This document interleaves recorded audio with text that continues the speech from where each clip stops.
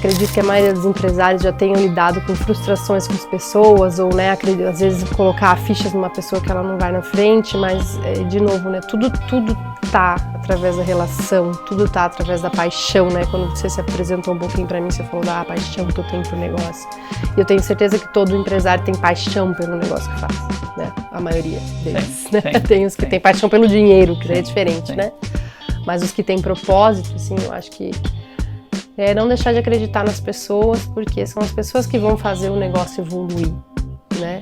Então, né, as ferramentas ajudam, mas por trás das ferramentas existem pessoas.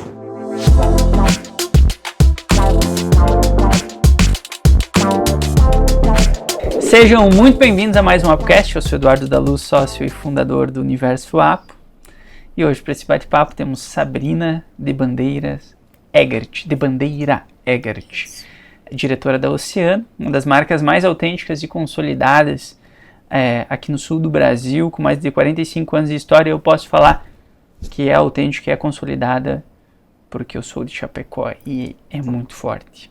E eu estava indignado com uma pessoa que não conhecia o Oceano antes. Eu falei, como assim? Mas ele é da Bahia. A Bahia é só um pedacinho. Vamos crescer na Bahia ainda. Seja muito bem-vindo. Muito obrigada, um prazer estar aqui, uma honra, agradeço o convite para a gente trocar aí várias ideias, né, e agradeço, né, por essa marca super consolidada aqui, que honra escutar isso e ver que nosso trabalho, então, tá surtindo efeito, tá fluindo, né, e tá trazendo essa visibilidade, é muito legal estar aqui hoje. E bora pro conteúdo. Quando eu comecei a trabalhar, a ideia foi que eu fosse como uma trainee, né, que eu passasse em todas as áreas. Eu sempre tive muito comigo, assim, a cobrança de que eu nunca queria ser vista como a filha do dono. Sim. Né, eu queria fazer por merecer, né, eu queria ter o conhecimento, eu queria ter o domínio, né, claro, né, de novo, eu tive esse privilégio realmente de nascer numa família que tem uma empresa, mas eu queria fazer por merecer mesmo, né, pelo, né, sucessão que eu fizer, né, que ele venha através do meu esforço, do que eu busquei, né, do que eu aprendi, do que eu estudei, né, para que eu consiga alavancar o negócio, né, e perpetuar o negócio. Acho que essa é a maior importância, né, que sucessão é que o negócio se perpetue, né. Perfeito. E que interessante, né, porque são 16 anos, e agora que vocês estão namorando, né, como a gente comentou antes ali nos bastidores, a ideia de vocês, da sucessão em si, então são 16 anos. Sim. Não é uma coisa de hoje para amanhã, né, que tu entrou hoje e amanhã você é a diretora geral, não sei o quê, então isso eu acho super interessante. É uma construção, né, é um caminho e é uma construção que tem altos e baixos, né, vai ter idas e vindas, principalmente porque a figura do fundador, né, meu pai, é muito forte, tá lá, né, culturalmente, né, a cultura organizacional da empresa ainda é um pouco mais centralizadora por conta, né, desse fundador ele ser muito atuante ali. Sim. Então é um processo, né, não é tanto para mim quanto para o meu pai, né, e às vezes eu até penso que com certeza deve ser, acho que muito mais doloroso até para ele, né, conseguir, porque ninguém vai fazer do jeito dele. Sim. Igual a ele, ponto, né? Eu vou fazer da minha forma, o líder o gestor da produção vai fazer de uma forma diferente, e claro, né, os propósitos, né, o caminho tem que estar muito claro, bem direcionado para que todo mundo vá para o mesmo caminho. Sim. Mas cada um vai ter uma forma de lidar, uma forma de pensar, e aquilo que também a gente estava conversando nos bastidores, né, como é importante quando as pessoas pensam diferentes. Sim. Né, e que a gente consiga somar isso para ter um caldo. Porque se botar um bando de gente que pensa tudo igual, vai fazer sempre tudo a mesma coisa, né? Mata a inovação. Sim. Então é um processo, né? É uma construção, né? Exige dedicação, acho que exige muita constância, né? E por isso que eu falo, às vezes vai existir, né? Eu tenho plena consciência que vai existir esses momentos de, opa, comecei a dar autonomia para minha filha, comecei a dar autonomia para o outro líder. Opa, mas fizeram uma coisa que eu não gostei muito, então volta aqui, puxa, aí fica um pouquinho mais apertado de novo. Eu acredito que seja muito natural isso, né, e por isso que é um processo aí, eu tenho a honra de participar do SCMC, não sei se já ouviu falar, né, Santa Catarina Moda e Cultura, e a gente tem muita troca com outros empresários, né, do ramo dessa indústria e da moda, principalmente, né, tem algumas empresas que não são mais da moda. Mateus convidou a gente para estar lá também. É muito legal.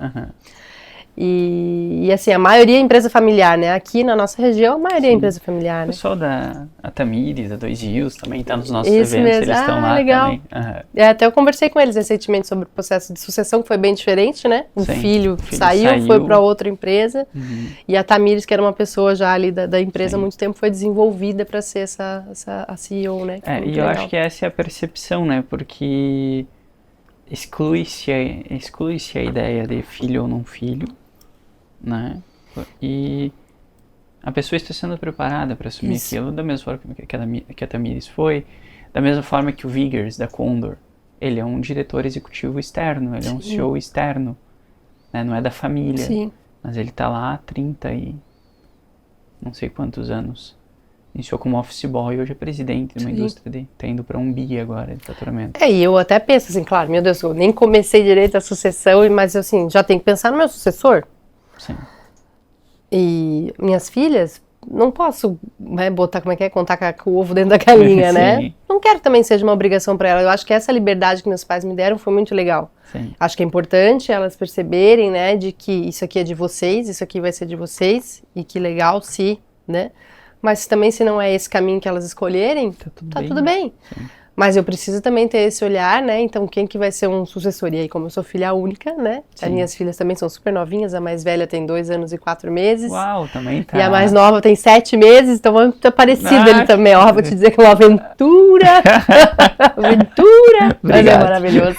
Obrigado. É uma aventura maravilhosa. Mas, ó, preparem as noites de sono. Não, mas a gente tá super feliz, assim, com a vinda da Cília, que é a nossa primeira filha, e agora um filho, um menino, né? E tem as noites de sono. E eu sempre falo assim, ó, é maravilhoso, né? E uma vez eu me arranjei uma discussão, um churrasco, fazendo um recorte aqui, com uma pessoa por causa disso, com um cara, né? O cara chegou pra mim e eu gosto de sacar, eu gosto de tocar violão. E nós ali assando uma carne, tocando um violão, tomando uma cervejinha. E aí a pessoa falou pra mim que, cara, quer saber? Esquece. Desmotivou, assim. Esquece tua vida, esquece o relacionamento com a tua esposa, acabou. E esquece isso, esquece aquilo. Eu fui ficando... Eu falei, meu amigo, se tu teve as tuas frustrações, fica pra ti, não joga isso pra mim, cara, porque pra mim vai ser totalmente diferente. Pra mim vai ser bom, pra mim, se houver os desafios, a gente vai passar juntos. É fase, é isso, fortalece. Exatamente. E daí, só que a gente sempre conversou muito, né, eu e ela, a gente falou, ó, tá difícil aqui, tá difícil ali, eu tô mais cansado, tu tá mais cansada. Então sempre houve isso, né? Tem que ter a participação dos dois, o equilíbrio é muito importante, né? Eu acho que isso é uma coisa, continuando no recorte, né? Uhum. É uma coisa que os tempos modernos trouxeram muito a questão da função paternidade num todo, né? Não como talvez, né, a minha geração, né? Você não teve isso próximo, mas o pai era o provedor, veio naquela coisa muito do homem das cavernas, né? O homem sai para procurar comida, não sei o quê, né? Então o pai sai para trabalhar e as funções todas se dividiram. E por que não também com os filhos, né? Perfeito. E aí existe, né, toda essa discussão, às vezes, sobre a sobrecarga da mulher, né? Porque a mulher, ela tem que estar no mercado de trabalho, ela tem que fazer isso, e tem que dar conta dos filhos da casa, não. Então, como é importante essa divisão, né? E eu e meu marido, a gente também anda muito nessa linha, né? Legal. Diretor da APO e diretora da Oceano incentivam vocês a terem filhos, por favor. Tenho mais de um, gente. Isso aí, acho que... Eu sempre tive muito claro pra mim, como eu fui filha única, eu sempre admirei muito, eu sei que, né, irmãos, cada um tem o seu, né, tem irmãos às vezes que nem se falam, mas assim, as pessoas que têm irmãos e irmãs, né, como minhas amigas, assim, sempre achei muito bonita a relação de irmão e irmã, né, sempre achei muito legal, sempre pedi por muito tempo pra minha mãe, quero minha irmã, quero irmão. Mas eu fui uma gestação de risco, né, para minha mãe, então foi até complicado o meu nascimento, então eles decidiram que não colocar mais, em risco, né, mas legal. Mas voltando para essa parte, a Oceano que tu comentou antes ali, pranchas. Oceano Pranchas, começou com pranchas. Olha só, são 40 anos, né? 45 esse ano a gente faz. Anos. Como que foi aqui tá, eu falei 40 porque aqui tá 40, então tá desatualizado. Até vou colocar 45. É que às vezes a gente até tava olhando uns vídeos nossos que a gente fez, às vezes a gente fala mais de 40 décadas, né? Entendi. Mas são 45, esse ano a gente fazia agosto. Seu 45. pai é surfista? Meu pai é surfista. É. Nasceu da conexão, né, e dessa vivência aí com a natureza, né? Então, o surf, né, o mar, e de um esporte, né? Que na época era um esporte muito mais de tribos, né? Até, né, com uma visão às vezes meio preconceituosa, né, que o surfista é desempregado, vagabundo, igual o skate, né? Então, mas nasceu disso, né, meu pai, inclusive, né, que tu não tava conheci aqui, né, onde era Tupi, ele veio fazer a escola técnica Tupi aqui na época, foi até onde ele fez a primeira prancha dele, né, ele fez aqui em algum laboratório na época, ele falou que foi, na verdade não foi onde ele fez a primeira prancha, foi o primeiro contato que ele teve, se eu não me engano, ele tinha 15 anos, e ele falou na época assim que, adorou aquilo, dele né. Vindo aqui, né, no evento. E aí ele sempre conta dessa história, né? E aí começou, né, molecão, gostava de viajar, surfava, né, então começou antes, primeiro fazendo uns concertos de prancha para ganhar um troquinho, já foi meio hippie também, aí fazia surf trip, fazia bijuteria, vendia, trocava às vezes serviço, vendia umas bijuterias para ganhar um prato de comida, foi bem assim, do mundo, né, e foi surfando, foi pro Chile, Peru, né, foi surfando a onda aí, e aí começou, né, a fazer esses reparos de pranchas, né, e até que um momento começaram, né, ele mais alguns amigos a fazer prancha de fato, né, então a história das pranchas ali, né, começou em 1980 e foi mais ou menos ali até 92, mais ou menos, que aí veio a época Collor, né, e aí travou o dinheiro de todo mundo lá. O surf era muito sazonal ou muito de tribo, né? Não era uma coisa assim que vendia horrores, então foram mais ou menos ali, a gente tentou esses tempos fazer uma retrospectiva de quantas pranchas tinham sido produzidas e vendidas, né? Nesse período foi em torno de 4.000 pranchas que foram entregues e vendidas, e aí entre vários, né, aprendizados, né? Golpe que levou, vendeu um lote de prancha para não sei o que aí, não pagaram, né? Então, assim, né? Vários aprendizados desse mundo de negócio aí, mas aí veio, né? Matéria-prima era importada, né? O bloco lá da prancha, então se tornou uma coisa muito cara, né? Ninguém tava podendo se dar o luxo de comprar prancha, o que eu vou fazer, né? E na época minha mãe tinha duas, no galpão onde era a fábrica de pranchas, tinha 2 maquininhas de costura e ela fazia enxoval de bebê. E aí, ironicamente, né, minha mãe engravidou e as duas costureiras também, então fechou a fábrica. Minha mãe engravidou antes, depois essas duas, e aí, não tem mais como fazer o enxoval. Perdeu a mão de obra ali, por ironia do destino. E aí meu pai viu naquelas 2 maquininhas uma possibilidade de, vamos começar a fazer então umas camisetinhas, uns conjuntos de agasalho. E aí entrou no mundo da confecção, mas trazendo toda essa essência surf e trazendo, né, as pranchas de fato pro produto confecção, né, pro produto roupa. E meu pai sempre teve, assim, muito forte nele a questão que a gente fala do capricho, né? Ele fala, ó o capricho. Porque ele falava, eu era consumidor do meu próprio produto, né? Quando ele fazia prancha. E eu surfava com meus clientes. Então, assim, se eu fazia alguma coisa, né? Uma prancha que tava ruim, né? O pessoal metia o pau ali no mar mesmo. Tava ali surfando, a galera já começava a reclamar, já falava, esse toco aqui, né? No surf, não tá dando performance. Então ele sempre foi extremamente cuidadoso em buscar entregar essa qualidade, né, que a gente estava falando ali, né, a Oceano hoje ela é muito valorizada pela questão da qualidade do produto e da relação de confiança com os nossos clientes, né, e que nasce disso, né, porque ele estava ali vivendo e praticando o mesmo esporte que o cliente, né, então e ele mesmo também tinha aquele produto, então se ele não performava bem com aquela prancha ali, ele estava sentindo também, né, então a gente costuma falar, né, faça como se fosse para você mesmo. Né? Quando a gente faz alguma coisa para nós mesmos, a gente tenta, né, dar um maior carinho, um maior cuidado possível. Né? Claro, às vezes a gente faz umas coisas meio nas coxas porque tá com pressa, mas geralmente quando é alguma coisa importante, né, tu vai se dedicar àquilo.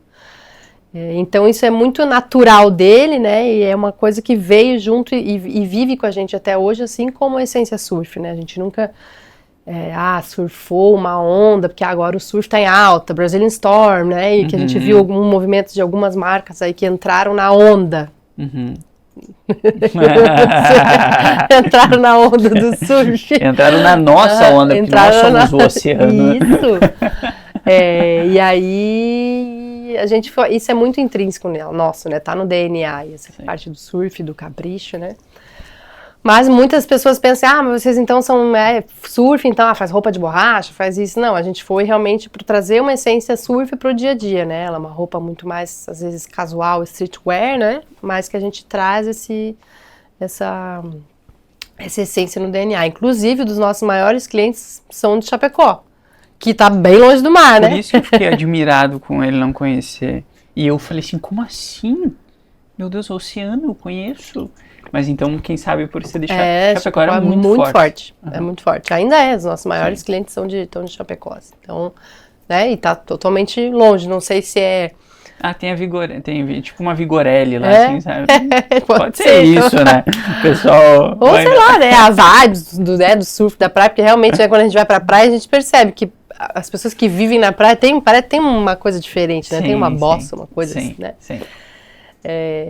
Então essa essência teve muito forte com a gente, e mesmo o nome entregando. Era Oceano nas pranchas? Primeiro eles tinham outro nome. Ai, caramba, agora me fugiu qual que era o nome. Putz. Eu acho que era São Francisco. São Francisco. E aí eram de outro, era dele e de outros amigos, na época, a fábrica de pranchas, né? E aí um desses amigos que ajudava a fazer as pranchas e que tinha dado esse nome, agora eu não tenho certeza se é São Francisco, depois tu pede pra me corrigir. Ele já não estava meio que mais trabalhando e eles continuaram fazendo as pranchas com o mesmo nome. Daí disse que um dia ele peitou, vocês vão continuar fazendo as pranchas aí com o nome da minha empresa? Aí ele chegou pro outro amigo dele e falou, temos que trazer outro nome, vamos lá, tu vai pra casa pensando no nome, eu vou pra casa e penso, amanhã a gente discute. Daí disse que chegou lá outro amigo com prainha, porque, né, a praia deles, né, o playground deles era a prainha ali, né, a Praia da Saudade, São Francisco do Sul, que é aqui pertinho, apesar de hoje em dia demorar horas pra chegar por conta do trânsito, né. Pra prainha. E o meu pai veio com o nome Oceano. E aí, né, meu pai ainda brinca, né, prainha, oceano, não tem nem comparação, né, a complexidade, né, o oceano, tudo que o oceano nos dá, o oceano é vida, e aí começou pro oceano, e aí foi assim, foi um batizado meio forçado, mas com um nome incrível, né, e hoje a nossa logo, que tem muita gente às vezes que não entendem, até a gente vê assim, o pessoal às vezes colando no carro, bota de cabeça pra baixo, aquilo ali são marolas, Então, é uma gota, no meio é uma gota de água e como se fosse a propagação os outros elementos do lado, né? A propagação dos movimentos da água. Pode ser interpretado como uma marola, pode ser interpretado como... Mas é uma gotinha, né? E o que a gente gosta de trazer aí uma frase que não é de autoria nossa, né? Mas que encaixa muito bem, é que somos apenas uma gotinha, mas o oceano não seria inteiro sem nós. Né, que é o que traz essa gota, né, que a gente retrata uma gota só ali na logo, né. Sim, e agora olhando aqui a marca, assim, eu interpretava muito como movimento, e olha como pra mim, eu não tinha olhado a marca de vocês antes de iniciar o podcast, mas pra mim, quem sabe por ser de Chapecó, foi muito claro pra mim que existiam os movimentos da água e tudo mais, mas muito bom. E entraram já na confecção... já com característica mais surf. Uhum. Sempre foi da essência, assim, claro. Teve movimentos, né, que a gente já trouxe muito mais, como eu falei, elementos de streetwear, né, a gente começou ali só com camiseta e agasalho, né. E aí depois, óbvio, né, quando foi tomando corpo, né, a marca foi se posicionando, aí o que era bom? Um grande cliente nosso na época era Só Tênis, que era uma empresa super grande aqui em Joinville. Conheço. Varejo, né? E como já era conhecido, já compravam as pranchas, então foi muito mais fácil, né? Trazer para essas lojas essa continuidade de roupas, né? Então, assim, de mix de produto. Então, talvez não foi uma grande dificuldade iniciar, né? Tipo, porque não era bem do zero, né? Tinha já um conhecimento de como era a relação, tinha uma credibilidade do negócio, né? E aí, como eu falei, a relação de confiança que estava sempre muito intrínseca no meu pai, né? E aí foi fácil ir entrando no mercado, principalmente aqui em Joinville, né? É fácil de falar agora, né? Na época, com certeza, tem os seus desafios, né? Mas enfim, isso ajudou, sim, né? Sim. Mas era um mercado menos competido, menos carnívoro. Não tinha época, tanta marca como tinha hoje. Não tinha China entrando aí pra... Como é que o povo vai muito lá pro Bom Retiro, em São Paulo, comprar coisa, sacoleira, não sei o que. Tinha, mas era muito mais difícil pra São Paulo na época, né? Sim. Então, né, teve já tinha um pedacinho de mercado que foi uma preocupação e óbvio, né? Aí quando entrou realmente, a prancha ficou de lado, né? E virou de fato uma empresa de confecção, né? De vestuário. Confecção surfwear, que está na nossa razão social, a gente foi trazendo, então, mais elementos de streetwear, né, jaquetas, né, então, a gente sempre teve muito atrelado essa essência, né, por exemplo, na coleção de verão, a gente tem muitos board shorts, enfim, né, tecidos, peças para água, né, para usar no surf, mas muita coisa que é do dia a dia mesmo, né, então, o chapecó tá lá. Sim, quem sabe porque eu vivo muito dentro de uma bolha específica, né? Então por isso a minha visão que às vezes é limitada, porque conheço muito pouco do mundo do surf. Confesso que acho que teu pai ele surfa de teimoso, né? Porque ele é muito grande, né? Não, mas ele não surfa mais, ele tá um surfista aposentado. Mas imagino que ele era grande também. Sim, né? Ele era altão. Porque eu tentei, eu tenho eu e um amigo meu que a gente fala, o que a gente vai fazer pela primeira vez agora? E a gente inventa umas modas às vezes. E a gente falou, vamos surfar, a gente nunca surfou. Pegamos, fomos lá pra Floripa, uma praia com um rapaz baixinho, Fernando, não me lembro, narrador, alguma coisa narrador. Fomos lá surfar, meu Deus. Show de caldo. Show de caldo. Arrasamos quando ficamos, acho que conseguimos pegar aquela ondinha bem marolinha e ir até o final, assim, ó. Consegui 2 vezes. Retoside, que eles chamam. Movimento retoside. Foi 2 vezes. É muito difícil. Eu vou te falar que eu também só consigo isso aí, tá? Então, olha que eu, né, tô no berço. E daí o cara falou, realmente, eu sou uma pessoa, tenho 1,85, sou mais pesado, né? Tenho 100 quilos. Ele falou, é mais difícil, realmente. Quando mais pesado e maior a pessoa... A tua prancha tem que dar adequada, mas mesmo a tua prancha estando adequada, tu não vai ter velocidade, não vai ter, né, meu pai na época era magrelo, alto e... Não, eu tava com... E assim, né, vamos dizer assim, quando a gente é mais jovem, a gente tem mais flexibilidade, mobilidade, não dói tantas coisas, não dói tanto o braço. Eu tô com a perna cruzada com dor no quadril já aqui.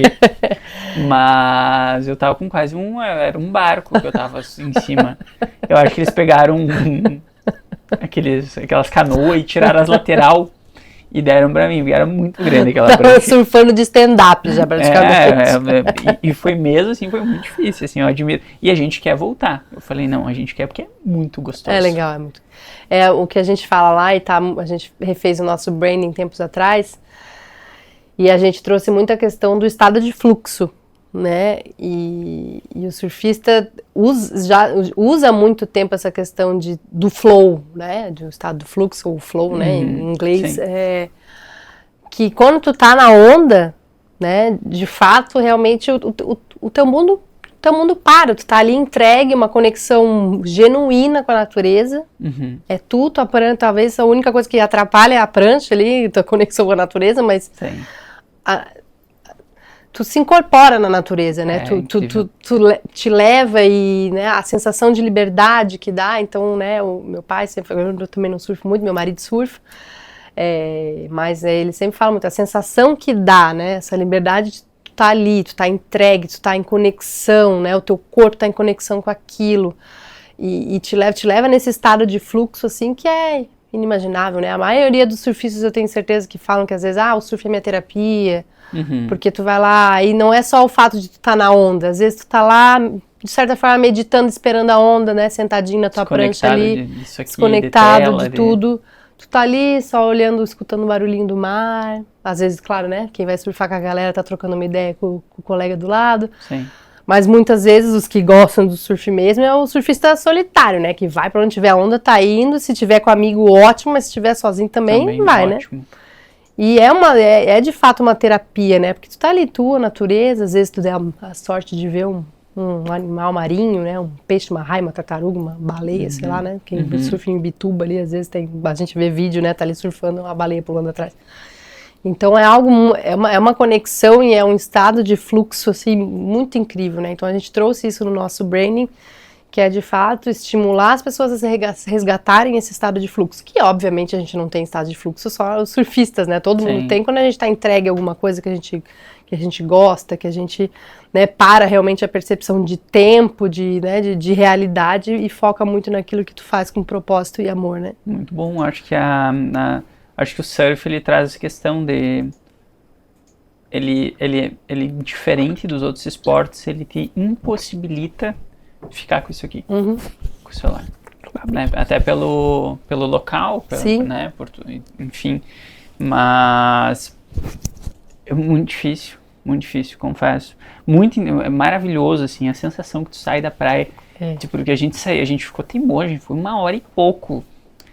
E eu achei, não, eu luto. Andou no dia seguinte. Eu luto há muito tempo, eu faço academia, não sei o que, uso o braço. Nossa, eu falei pra minha esposa assim, e ela torcendo lá pra mim na praia, né? Uhul, vai, tu consegue, eu me sentindo o Gabriel Medina lá, né? Kelly Slater. E eu acho muito interessante, eu acho que é uma experiência muito boa, vale muito a pena. E a gente, obviamente, quer continuar, só que eu achei muito ingrato o esporte surf, porque a gente fez as contas, né? E o empresário fazendo conta. E eu falei, vamos fazer as contas. A gente consegue praticar treinos muito poucas vezes por ano. Principalmente quando é pai, né? Porque assim, tu vai conseguir praticar no final de semana. Aí sempre no final de semana a condição do mar não é boa, entendeu? Quando o cara pode surfar, o mar tá ruim, o mar tá flat. Sim. Geralmente é assim. Sim. Sempre tá bom numa segunda-feira de manhã, entrou o swell, assim, sempre quando tu não pode, que aí o negócio tá bom. E aí, né, tem a questão dos momentos de vida, né? Por exemplo, meu marido, ele falava, eu tô aposentado já faz quase 2 anos, porque eu quero estar presente com as minhas filhas vendo ela crescer. Então, se eu vou me ausentar um final de semana pra surfar, claro, não é um final de semana, às vezes muita gente faz um bate-volta. Sim. Só que aí a mãe sozinha com 2 bebês difícil, punk, né? Então ele fala, não vou também, né? A não ser que a gente às vezes, né, arquiteta ali, alguém pra me ajudar, não é pra ele poder, mas aí ele fala, mas no fundo, às vezes eu também nem quero, porque eu não quero perder aquele momento, porque durante a semana com os filhos é uma rotina, né? Aí tu chega em casa e tá na hora já de dormir, já tá banho, comida, blá, blá, blá, a criança dorme cedo. Resumindo, ou tu é rico ou tu é hippie. Isso aí. Isso aí. Então tem essas fases, esses momentos, mas realmente, se tu botar, né, o investimento vai fazer numa prancha, aí tem questão do inverno, vai surfar, quer manter o hobby no inverno, vai ter que ter uma roupinha de borracha, mais outro investimento. As roupas, né? Eu achei que ia passar o maior frio. Não, incrível, não sei, só um perrengue pra entrar no negócio, né? O exercício, o aquecimento já começa pra entrar na roupa, mas botou só aqui em plástico no pé? Sim. Tem esse truque, né? Sim, por aí a gente fez a aula que eu não me lembro, depois acho que deve conhecer, porque diz que ele é muito famoso em Floripa lá. Mas vamos para a parte, depois que, quando tu entrou já tinha a questão de digitalização, porque olhando para o público de vocês, ele é um público hoje muito mais conectado, mas imagino que quando iniciou essa questão de digitalização não era um público tão conectado. Não, e ainda não é. A gente vende muito em cidades de interior, né? Tanto, né? Não que Chapecó seja uma cidade interior, mas é interior, digamos, interior. Falando dentro do estado, né? Mas é uma cidade grande.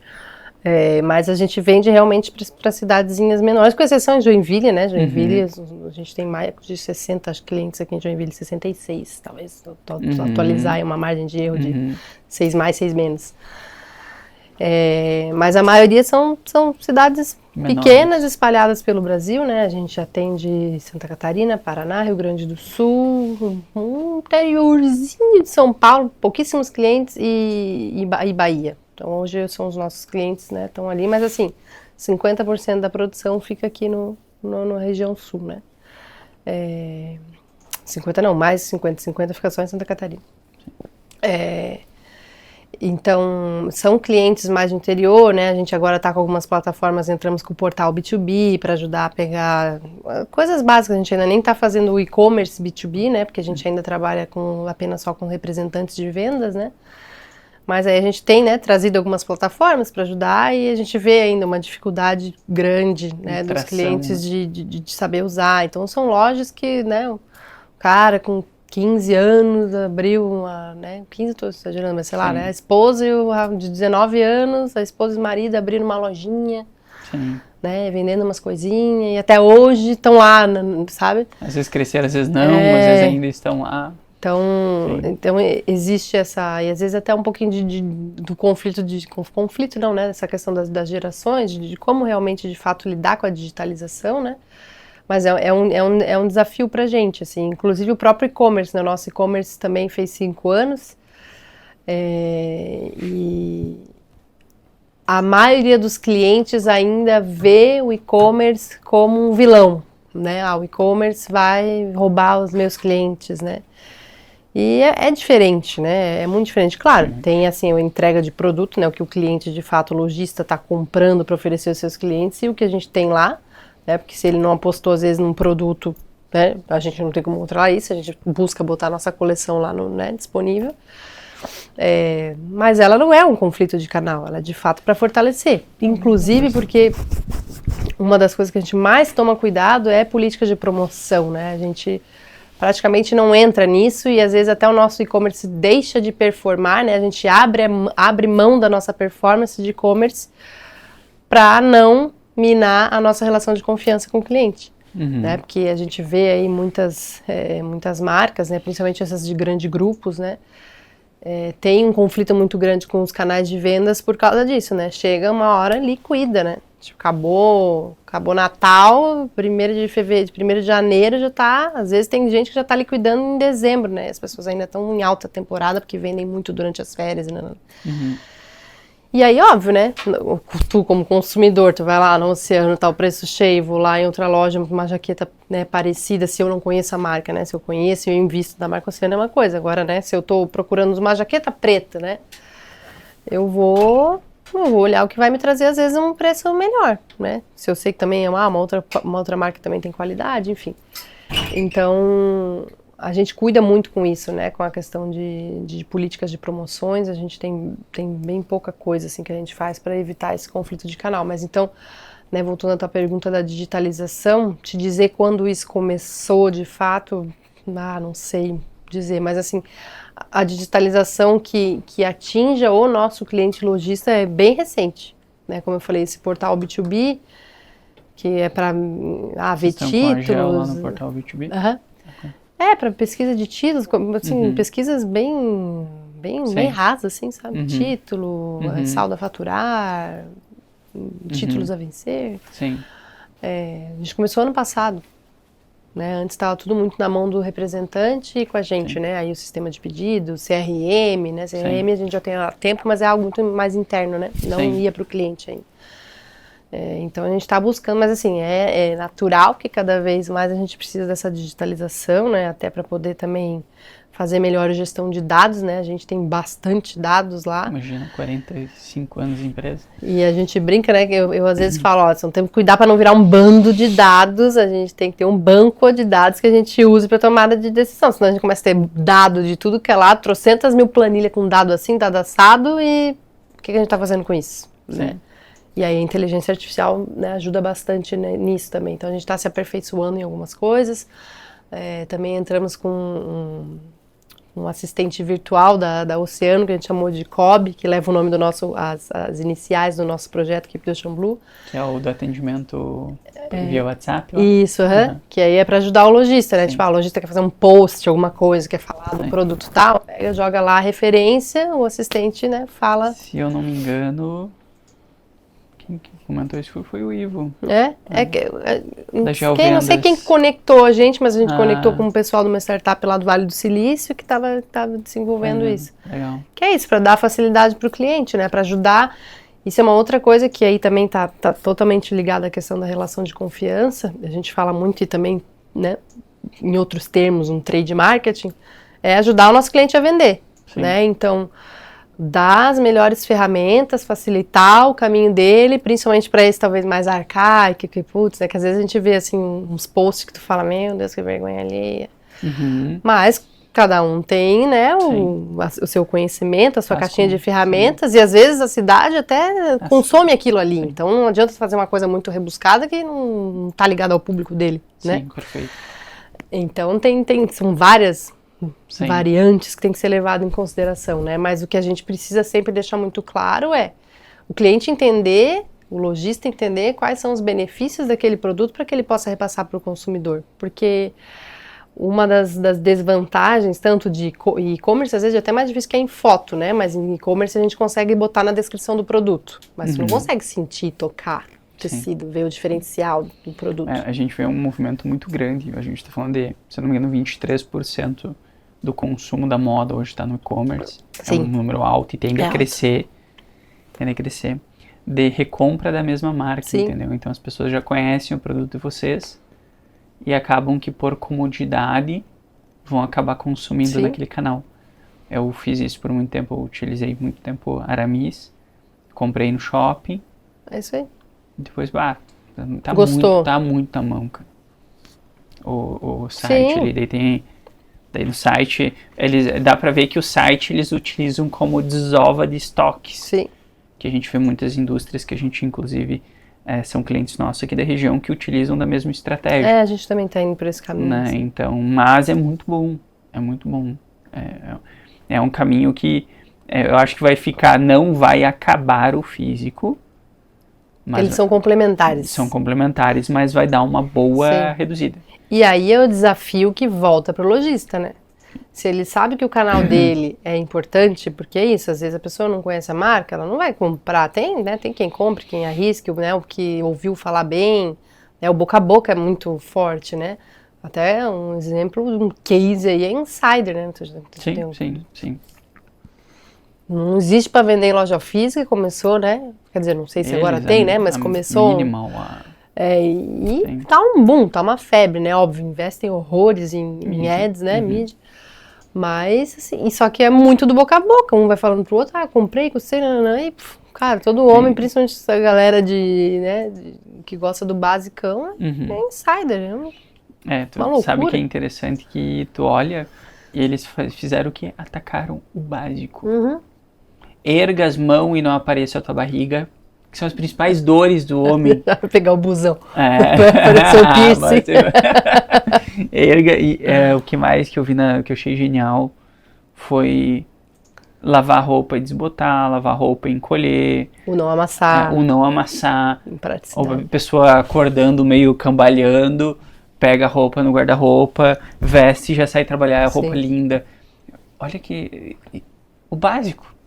Mas eles souberam divulgar os benefícios da roupa. Porque se fosse só uma foto de uma camiseta básica, que tu nunca viu a marca... Não ia rolar. Então é aí quando eu falo, existe um desafio muito grande, tanto para representante de venda quanto para lojista, né? Que é saber dançar essa coisa, porque não vai morrer, né? E aí, obviamente, tem os de interior, tem as gerações, tem gente que não gosta de comprar, tem gente que não confia, né? Sim. Mas como você falou, tá em ascensão, né? Crescente ascensão. Então... Mas o lojista, ele vai ter que saber fazer diferente, ele vai ter que entrar no digital, então vender, venda por WhatsApp, às vezes é muito mais fácil, né? A gente tem um cliente, o que a gente ajuda faz? O cliente a comprar. Isso que eu ia falar. Eu falei, a gente tá fazendo uma pesquisa agora, a gente atende, a Ecoflex, a gente conhece, cliente nosso, e a gente tá fazendo agora uma pesquisa com todos os revendedores dos produtos deles, multimarcas. E daí, quando a gente veio com a ideia, a gente falou, vamos fazer o seguinte, vamos então entender o porquê que o produto está com dificuldade de girar lá na ponta. Daí começou um bate, a gente tá numa mesa, troca, eu falei, mas peraí, por que a gente está discutindo isso? Não, porque a gente tem que achar, eu falei, a gente não vai achar nada aqui. E o que a gente fez? Perguntar para os clientes. Falei, me passa uma relação de 50 clientes de vocês. Pegamos um gravador de voz, fomos até os clientes e primeiro fizemos cliente oculto dentro da loja e depois a gente se apresentou como pessoal da fábrica e queria entender as dificuldades deles. E às vezes aí entra um posicionamento que a gente tem muito forte de vamos montar uma estratégia para o oceano. Esquece o produto, pelo amor de Deus. Às vezes a dor do cliente não está no produto. Exatamente. A dor do cliente às vezes está em vender, às vezes está em marketing, às vezes está em gestão. A gente sabe que o lojista tem uma deficiência absurdamente alta em saber aproveitar a base de clientes. Não tem nenhum tipo de CRM, Sim. automação para base. Isso é a dor do cliente, não é o teu produto. Então sai um pouco da caixa e pensa em genuinamente como ajudar esse lojista. Uhum. Consequentemente, ele vai utilizar mais os teus Sim. produtos nessas campanhas que ele for fazer. Sim. Entende? Então, quando a gente se conecta com a outra ponta, e antes a gente não fazia isso. E hoje a gente faz muito mais. Vai lá bater na porta para entender efetivamente o que está doendo lá é totalmente diferente do produto. A última preocupação deles é efetivamente o pegar no tecido e sentir. Por quê? Porque o consumidor, na maioria dos casos, não entende tanto Sim. a fundo quanto a fábrica entende. Sim. Né? Então a gente começou a tentar fazer com que a indústria mudasse um pouco essa percepção de como olhar o lojista lá Sim. na ponta. De não olhar só, mas ele está comparando o meu produto com aquele produto, ele está comparando o meu produto. Eu volto a dizer, eu entendo a dor da indústria porque a indústria busca eficiência, por isso que a indústria fala tanto de produto, só que o comportamento do mercado ele está mudando violentamente. Né? Então, quem não buscar eficiência nas vendas, quem não buscar eficiência na comunicação, no marketing, também vai começar a ficar para trás. A gente está falando de 23% do mercado da moda global caminhando para o consumo digital e tende a aumentar ainda mais até estabilizar. Exatamente. E de volta, a gente volta para a relação, que é estar próximo do cliente, ouvir a dor. Perfeito, perfeito. E para a gente caminhar para o final, a questão de sustentabilidade, eu achei muito legal no teu Instagram. Tem um projeto social. Keep the Ocean Blue. Como que é o nome? Keep the Ocean Blue. Legal. Mantém o oceano azul, né? O Keep the Ocean Blue, ele nasceu em 2007, quando a gente participou, a gente pouquíssimas vezes participou de desfiles, mas até a gente já estava no Santa Catarina Moda e Cultura, né, o SMC, na época era moda contemporânea, o C era outra coisa. E aí a gente participou de um desfile, e nesse desfile a gente pensou em fazer um manifesto, né, porque nesse mesmo ano a gente tinha feito uma ação com crianças na Ilha do Mel, de coleta de lixo na praia, porque sempre também, eu acho que a maioria dos surfistas, né, talvez os surfistas que foram mais de modinha, enfim, mas quem de fato vive o surf na sua totalidade, nessa conexão realmente com a natureza, ele respeita muito a natureza, né, então o surfista ele vai cuidar, né, não vai deixar lixo, não vai, então ele é intrínseco do surfista genuíno. Né? Tem os arroaceiros aí que faz farofa né? Mas o surfista genuíno, ele tem muito esse cuidado, porque sem o oceano não vai ter o esporte dele, né? Sim. Ou vai estar lá nadando e grudando um saco plástico no braço, enfim, o que acontece. Então, né, sempre foi uma coisa muito genuína, né? E uma das viagens de surf trip do meu pai, ele foi acho que foi lá na Califórnia. E aí ele viu um projeto da Surf Rider Foundation, que existe até hoje também, que são, né, é um movimento é uma instituição, na verdade, mas é com um movimento de conscientização e preservação dos mares, dos oceanos, das praias, né, consequentemente ligado ao surf. Então, nesse mesmo ano que teve esse desfile, a gente fez uma ação com crianças na Ilha do Mel, junto com parceiros, de coleta de lixo na praia, né? Então era uma ação pontual de educação ambiental, né? Com crianças, e foi muito legal. Nossa, as crianças adoraram, a gente coletou um monte de resíduos, assim. E aí quando a gente fez esse desfile, a gente pensou, vamos levar um manifesto, não vamos fazer só um desfile, né? Um desfile, não sei o quê. Sim. Né, mostrando as roupas. Então mostramos as roupas normal, mas no final entramos que aí foi de fato o lançamento do projeto, né, o Keep the Ocean Blue, que a gente entrou com camisetas, né, estampadas, e no meio da passarela a gente colocou um globo, né, o nosso planeta. E todos os modelos, né, entraram com essa camiseta, Keep the Ocean Blue, e abraçaram esse planeta no meio da passarela, né, e ainda era um período que não tinha muito, agora cada desfile é um show, né, uma performance, um teatro, né, esses desfiles grandes que a gente vê aí, é muito mais do que um entra e sai de modelo, né. Na época não era tão forte isso, então isso chamou atenção, e obviamente levar essa bandeira, né, de manter o oceano azul, foi muito importante. E aí a gente traz a responsabilidade pra gente, né, porque a gente se apropriou do nome oceano para nossa marca. Né? Então a gente gosta de falar que o oceano é nosso nome e também é nossa causa, né? Aí de novo volta, né? Porque o surf nada seria se não tivesse oceano, né? E o oceano nos deu a vida, o oceano nos dá a maior parte do oxigênio, o oceano nos dá lazer, nos dá alimento, nos dá transporte, fonte de renda, dor, né? nos braços. Dor nos braços, caldo, engoliu água salgada, magnésia, enfim, né? Muita Legal, coisa provém de fato do oceano. Então aí veio, né, esse senso de responsabilidade, né, de nós como marca também buscar, né, fazer alguma coisa para deixar, né, um legado, deixar a praia mais limpa do que quando a gente encontrou. Então a gente tem os nossos atletas, né, que patrocina ali, os nossos surfistas, e a gente também incentiva muito essa personalidade de um surfista sustentável, que a gente fala, né? Um surfista amigo do meio ambiente. Então, toda vez que a gente faz uma ação de surf, né? Uma session, onde a gente vai lá, faz material de fotos, né? Trazendo essa essência do surf, seja com produtos ou seja realmente só do esporte, a gente busca fazer esse movimento de, eles chegam na praia, fazem a coleta, ou dependendo das condições do mar, né, primeiro cai, depois na saída faz a coleta, mas sempre, né, a gente sempre fala, vamos deixar a praia melhor do que quando a gente chegou, os ambientes naturais, né, ou seja, numa trilha, alguma coisa que a gente passa às vezes e encontra lixo.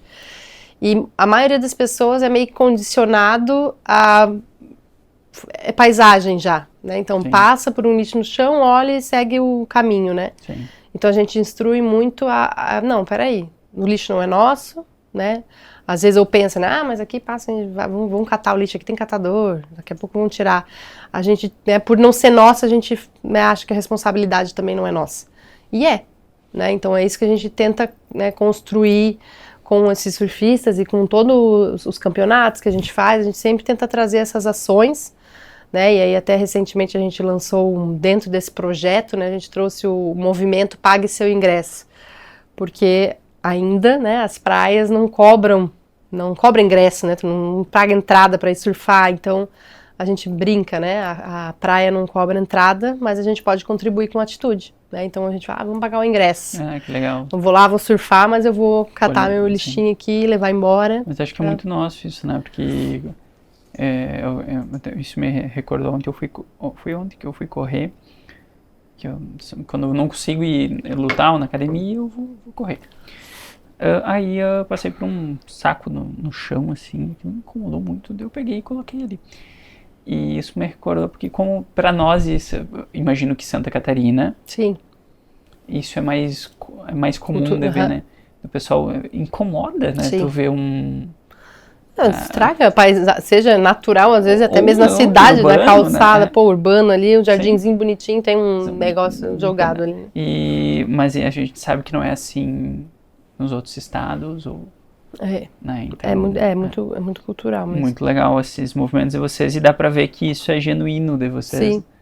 Não é uma coisa teatral de querer Não. construir isso por conta da marca. Não, vocês fazem porque é de vocês isso, e né? a gente iniciou com isso até muito antes, né, dessa onda da sustentabilidade, né, que veio, né, então a gente começou, né, a gente faz da nossa maneira, a gente faz do jeito que dá, tem anos que a gente investe mais, tem anos que a gente investe menos, né, a gente é uma empresa tecnicamente pequena, né, somos em 180 colaboradores, então, né, é uma equipe enxuta, principalmente de líder, de gestor, então, quando a gente faz alguma coisa, eu estou envolvido, o Afonso está envolvido, e nem todo tempo a gente consegue, né, se envolver nisso aí, às vezes a equipe de marketing também não dá conta de fazer, porque são eventos que precisam ser pensados de uma forma, né, maior, envolve pessoas de fora, tem segurança, tem, né, tem que pensar em muita coisa, evento né. É difícil. Então a gente nem sempre consegue investir talvez o tanto que a gente gostaria, né? Mas a gente sempre tenta ter uma constância, né? Então sempre acompanhados dos nossos campeonatos que a gente faz, né? O campeonato Surf Talentos também apoiando, né? Esses novos talentos do surf, apoiando o esporte que faz parte da gente. Sempre ligado a esses eventos, a gente tenta fazer alguma ação de conscientização, né? A gente tem um parceiro com a Ecolocal que faz essa mobilização, que faz a triagem, a coleta do lixo, a destinação correta, transforma em outro produto, fazendo upcycling. E também a gente sempre busca todo o campeonato que a gente faz nas cidades que a gente faz, visitar uma escola e fazer uma palestra para as crianças. Então a gente, dentro do projeto Keep the Ocean Blue, a gente tem as várias vertentes do projeto, né? Então tem esse movimento Pague Seu Ingresso, que é um movimento que pode ser individual e feito a qualquer hora, né? Tem o Keep nas escolas, que é esse onde os atletas e o idealizador do grupo dos atletas, ali quem coordena todos os atletas, vai até as escolas e fala, né? Faz uma palestra falando da problemática do lixo e o que a gente pode fazer para ajudar. E aí é muito diferente de levar um palestrante, um biólogo, né? Quando vai o surfista ali, as crianças olham com um olhar de ídolo, né? Olha só. Então é diferente, é mais divertido, né? Então os surfistas vão lá e, como você falou, é genuíno, né? Sim. E temos também aí as frentes, obviamente, de sustentabilidade dentro da empresa, né? Reciclagem de papel, separação de resíduos, né? Reaproveitamento até de malha, a gente desfibra resíduos de malha em parceiro com nossos fornecedores, então manda os resíduos de malha, eles desfibram, a gente faz um novo fio, faz uma nova camiseta. Legal. Então, né, o projeto ele se divide nessas 3 grandes vertentes aí, né? Então, ele está muito intrínseco na gente, né? E como eu falei, às vezes a gente consegue investir mais, às vezes menos, mas ele sempre acontece, sempre está presente. Isso. Acho que o movimento ele é muito importante. Isso. Eu acredito muito nisso também. Pra gente, tem 2 perguntas finais pra gente encerrar que eu faço, que é, se tu pudesse voltar 16 anos atrás, quando tu entrou na Oceano, com a tua visão que tu tem hoje, e tu pudesse ir de volta no futuro, não, né? Qual que é o filme? Eu acho que é, né? Que ele volta lá, que ele... Pro futuro, mas ele vai pro futuro. Pro passado, justamente, por isso que bugou um pouco aqui, mas se pudesse estar de frente, qual seria teu conselho pra ti? Eu acho que eu teria buscado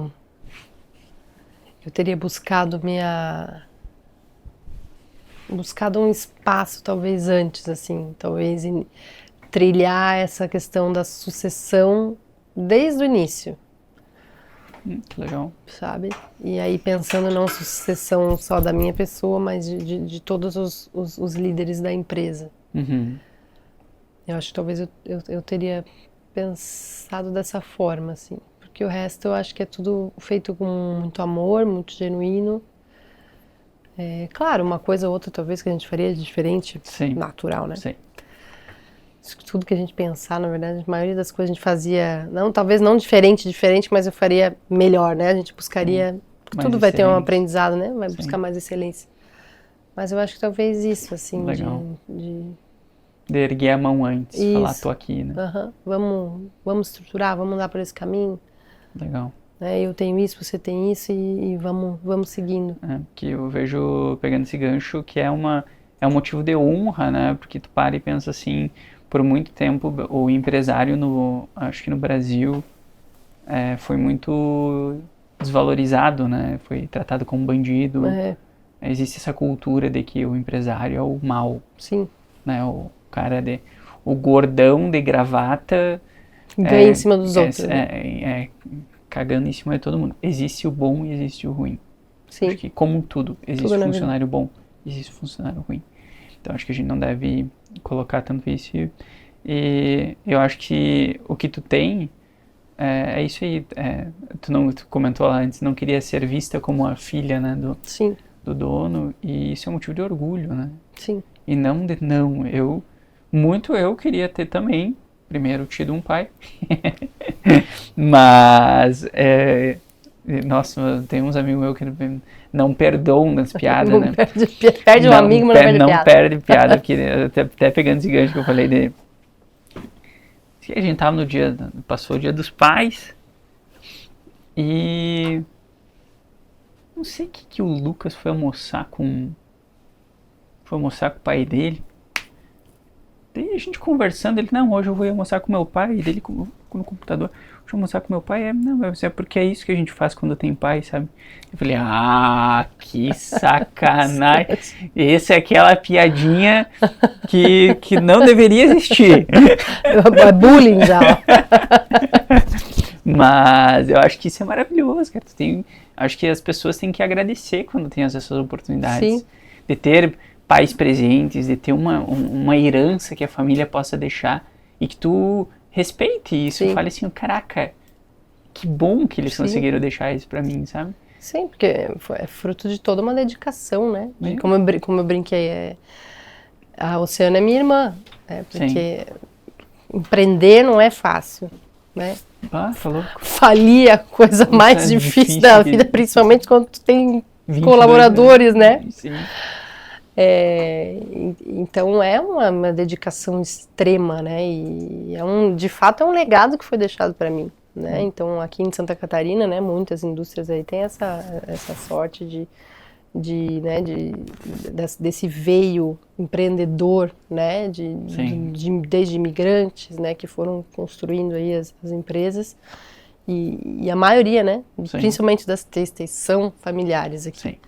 E aí algumas foram para o viés de profissionalização, né? Mas iniciou numa família, né? Sim.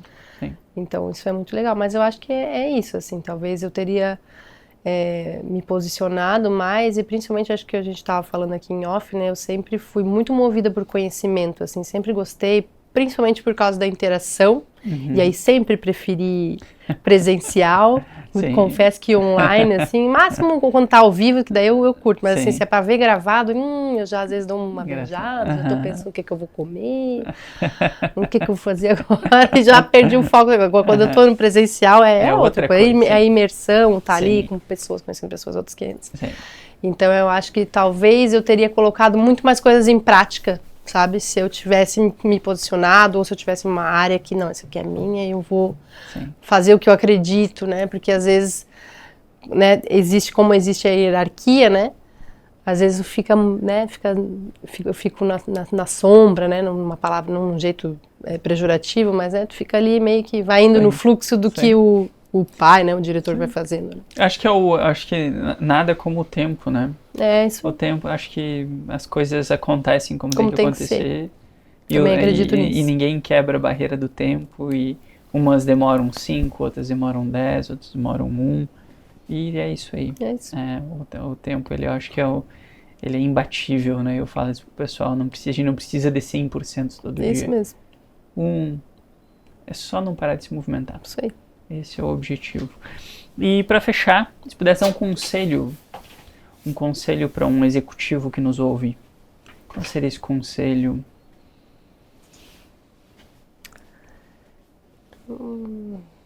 Esse do teu coração, o que tu... Eu acho que é nunca deixar de acreditar nas pessoas, né? Como a gente começou a nossa conversa aqui, nossa, a gente tem muita sorte de todas essas ferramentas de inteligência artificial, de que nos trazem uma análise de dados, nos trazem produtividade.